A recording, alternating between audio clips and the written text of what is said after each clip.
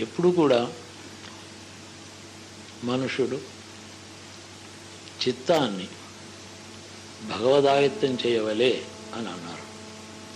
చిత్తాన్ని భగవదాయత్తం చేయడం అంటే చిత్తంలో ఉండేటటువంటి స్వార్థము, అజ్ఞానము అవన్నీ కూడా భగవంతుడి దగ్గర వదిలిపెట్టడం అని అర్థం.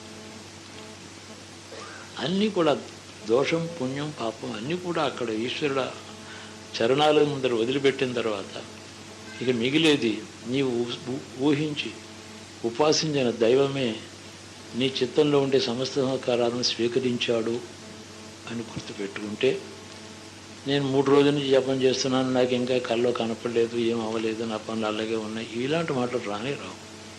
అసలు అవసరమే లేదు. అడగడం చేతనే ఆలస్యం అవుతుంది.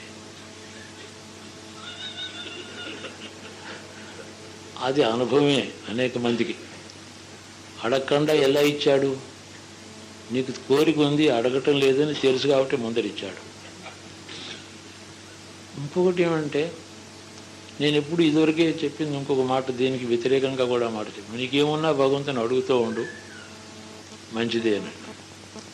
అంటే అర్థం ఏమిటి? నీ మనసులో కోరికలు అలా ఉండనే ఉంటాయి.